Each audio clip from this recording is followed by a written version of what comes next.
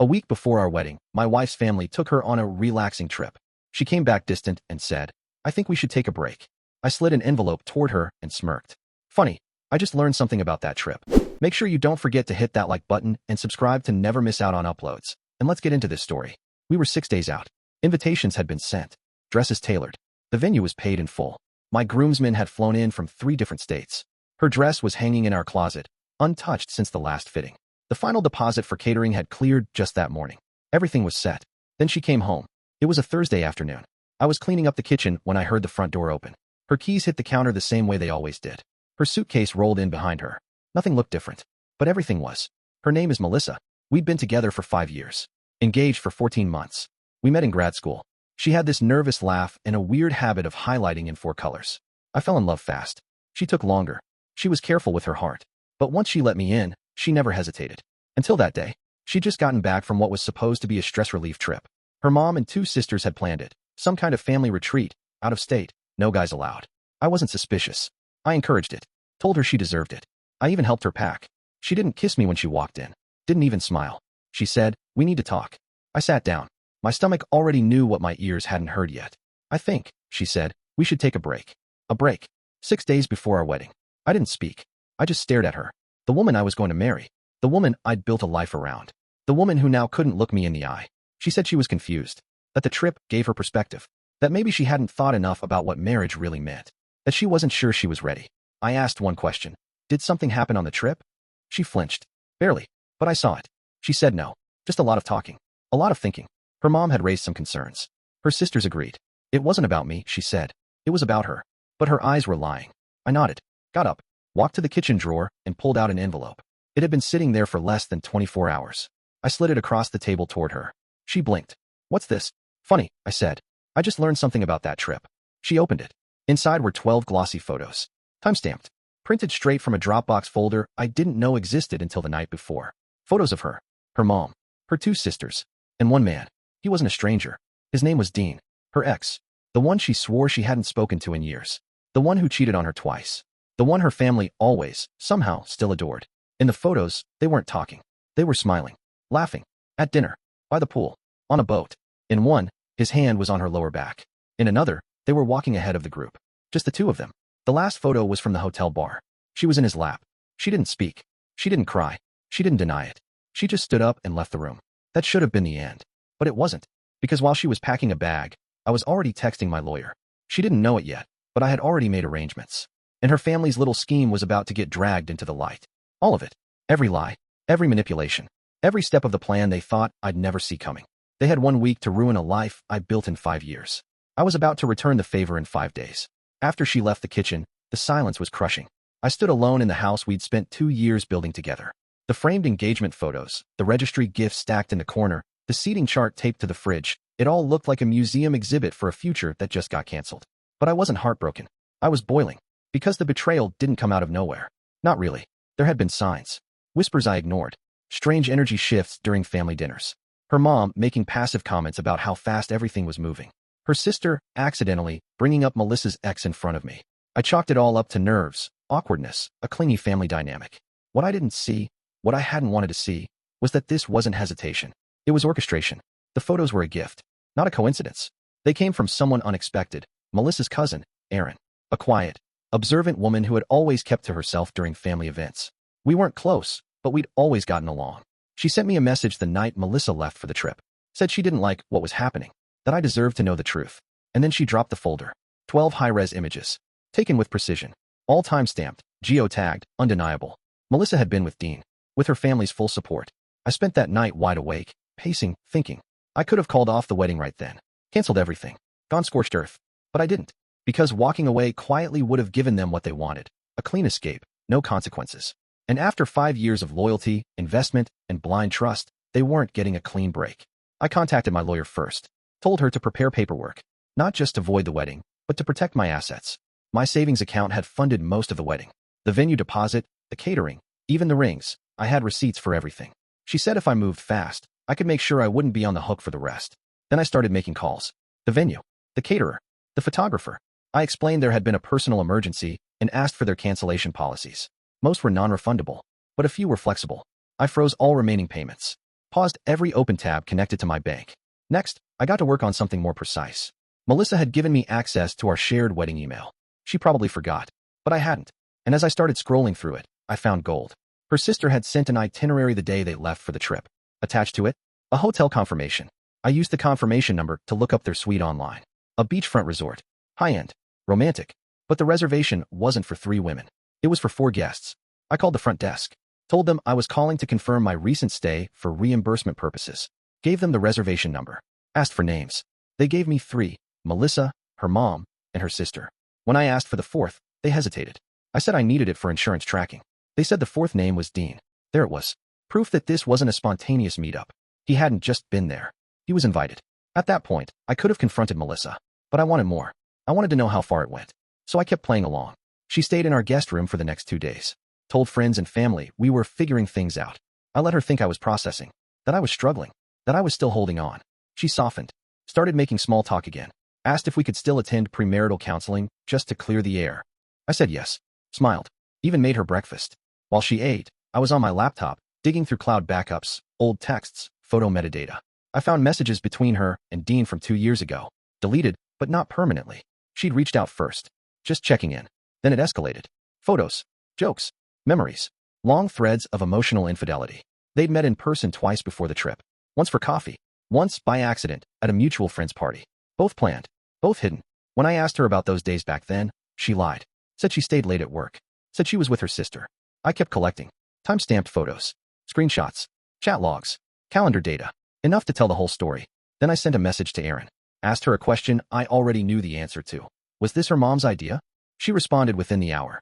Yes. Her mother had been the one to contact Dean. Said she just wanted to check in. That maybe Melissa had rushed into the engagement. That Dean had grown up. That Melissa deserved to explore closure before marriage. They thought they were helping her. Giving her space. Clarity. They called it a vacation.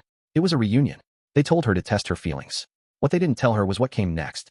Because in 24 hours, I had a new plan. One that would leave her with more than just regret. And this time, I wasn't just protecting myself. I was going to make sure every person involved knew that choosing betrayal came with a receipt. Melissa and her family lit a match.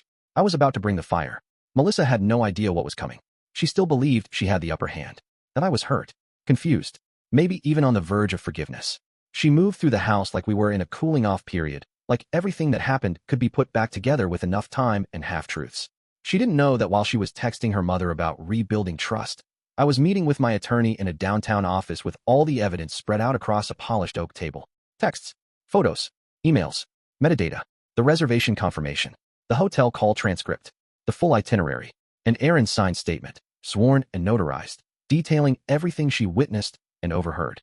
My lawyer took one look at the pile and said, "This isn't a breakup. This is a fraud case waiting to happen. Because here's what most people forget. Weddings are not just emotional commitments. They're legal contracts. And when you're the one paying, you have leverage. Especially when the other party has spent thousands of your dollars planning a wedding she never intended to go through with." We froze our shared account. The one she assumed I wouldn't touch. She still had access to her personal one, but the big payments had come from mine. And I wasn't about to let her walk away with the honeymoon money too. My lawyer filed an emergency injunction to recover non-refundable deposits under fraud. We attached the photo evidence and Erin's testimony. The case was solid. While the paperwork was being processed, I made a few quiet calls. One to the venue manager, who I'd bonded with over craft beer and playoff hockey during our visits. I told him the truth, just the basics. He agreed to shift our deposit to a future date under a different name. No questions asked. Next, I called Melissa's maid of honor. We'd never been close, but she was a realist. Practical. I told her the wedding was off and explained why. I didn't ask her to take sides. I just told her to be ready for what was coming. Then came the harder part. Friends, family, guests. I drafted a message and sent it to every invitee. It was short, direct. Due to recent events, the wedding between Melissa and I will no longer take place. Please understand that this decision was not made lightly. I appreciate your support and discretion. The responses came fast. Some were confused. Some asked if I was okay. A few, including one of Melissa's cousins, said they weren't surprised. Then, finally, I turned back to Melissa. She was sitting in the living room that evening, scrolling on her phone, half watching a show. She looked up as I walked in and said, "Hey, you okay?" I nodded. Sat down across from her. "I think we should talk." She tensed. "Okay." I handed her a folder. Inside was everything. Copies of the hotel reservation, photos, the texts between her and Dean, the evidence of prior meetups, and the itinerary email. Her hands didn't shake, but her expression cracked. "Where did you get this?" she asked. eyes scanning faster than her brain could process. I told you, I said. Someone helped me. Her lips parted like she was about to launch into an excuse, but I raised my hand. Don't. I already know. I know everything. The emails. The calls. That your mom reached out to him. That you planned this. She looked down. Not ashamed. Just caught. I didn't mean for it to go that far, she said quietly. I needed closure. You got it, I replied. And now I'm getting mine. I stood up, walked to the front door, opened it. Aaron was waiting outside. Melissa's eyes widened. Why is she here? To collect your things. You have until tomorrow to move out. My lawyer already sent a formal notice to your attorney. The wedding is off. The expenses are frozen. You won't touch another dollar I earned. And if you try to fight it, I'll make everything public. Every single detail. Her face went pale.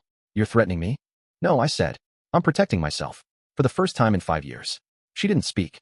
Aaron walked in, silent as ever, and began packing boxes. Melissa just stood there, hands clenched, trying to figure out how it all unraveled so fast. She left that night. Her family called the next day. Her mother first. Furious. Screaming through the phone that I had no right. That it was a personal matter.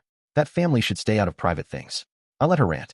Then I calmly told her that if she contacted me again, she'd be speaking to my attorney. I hung up. Then her sister called. Then her aunt. Same routine. All of them furious. Not because I lied, but because I didn't let it stay hidden. The fallout was glorious. Dean tried to do damage control. Posted a photo on his Instagram with the caption, "You can't rewrite the past." Comments were brutal. Melissa's friends turned on her. Her job, where reputation mattered, started asking questions. It wasn't just about embarrassment. It was about exposure. And for people like them, exposure is poison. I didn't need revenge. Just truth. Delivered clean, sharp, and undeniable. And I wasn't done yet. Because the real finale wasn't Melissa. It was her family. The ones who had built this plan brick by brick. The ones who thought I'd be too broken to fight back. I had one more move. And it would change everything they thought they'd gotten away with. The morning after Melissa moved out, I sat down with a full pot of coffee and opened a spreadsheet titled Final Steps. It wasn't vengeance. It was closure, organized, deliberate, and absolutely fair. First, I finished the legal filings. My attorney submitted documentation to dispute financial responsibility for the wedding. Attached were the emails, receipts, and the declaration from Aaron. We weren't married yet, but the assets involved and the intent to commingle funds gave me the legal grounds to protect what was mine. She'd have no claim to reimbursement, no right to any of the deposits, and no room to spin the narrative in court. Then I dealt with the optics. Melissa's family had influence in their small social circle. Church committees, local businesses, volunteer groups. They thrived on appearances. Maintaining an image was everything to them. So I made sure the people who mattered knew the truth. I didn't blast it on social media. I didn't post screenshots. I simply reached out to mutual contacts, people who had RSVP'd, people who worked in the same networks, and calmly explained why the wedding was off. No drama, just facts. I shared the summary timeline, the names involved, the reason I wasn't going to allow a ceremony built on lies to proceed. It spread faster than gossip ever could. Her mother was dropped from 2 planning committees. Her sister lost a client at the local boutique she managed. Dean's name became a punchline in 3 separate group chats I know of. And Melissa? She tried to control the damage. Claimed we drifted apart. Told people the wedding had been called off by mutual agreement. Said it had nothing to do with her ex or the trip. So I made one move. I emailed her boss. Not to be vindictive, but because her company had strict professional standards. Melissa worked in PR, image mattered. And when your employee is documented engaging in fraudulent behavior tied to a major life event, particularly one with legal and reputational impact, that becomes a risk. I didn't accuse. I forwarded the same summary my lawyer had used. The timelines. The photos. The proof that she and her family had planned and funded a week-long trip to reconnect with an ex while pretending to finalize wedding plans. I never heard back. But Aaron told me she was let go within the week. After that, the calls stopped. The messages went silent. No more angry voicemails. No more half apologies. Just quiet. The kind that follows a fire when there's nothing left to burn. I donated her dress. Sold the ring. Gave the registry gifts back to the friends who bought them or donated them. I didn't keep any reminders. Not because I was bitter. Because I was done. The best part? I kept the venue date. Turned it into a private celebration. Not a party. Not a rebound. Just a small gathering of the people who had stood by me. Aaron was there. So were a few of my groomsmen. We ate. We laughed. We toasted to dodged bullets and clean exits. Someone asked me that night if I missed her. I said no. Because what I missed never existed. Melissa had been an idea. A version of a future I wanted to believe in. But the real version, the one who sat across from me and lied with her whole chest, she didn't deserve my grief. She deserved the silence that came after it. Months passed. I started over. Quietly. I wasn't looking for love. Just peace. But peace has a way of opening doors. I met someone through a mutual friend. Nothing serious. Just lunch that turned into laughter that turned into long walks. She asked about the wedding once. I told her the truth. She didn't flinch. And me? I learned that trust isn't about holding your breath, hoping someone won't disappoint you. It's about breathing easy because they've shown you they won't. Melissa's family taught me what manipulation wrapped in tradition looks like. They thought I'd roll over. They thought I'd beg. But I didn't break. I rebuilt. And every time someone brings up the past, I just smile and say, sometimes the best thing a person can do for you is show you exactly who they are before the papers get signed. She took a trip to get clarity. I took a stand to get free. And I walked away without a scratch. But they're still cleaning up the mess they made together. And they will be for a long, long time. This is it for this story. If you enjoy these kinds of stories and want to hear more, make sure you check out my channel, where I post up to 3 stories a day.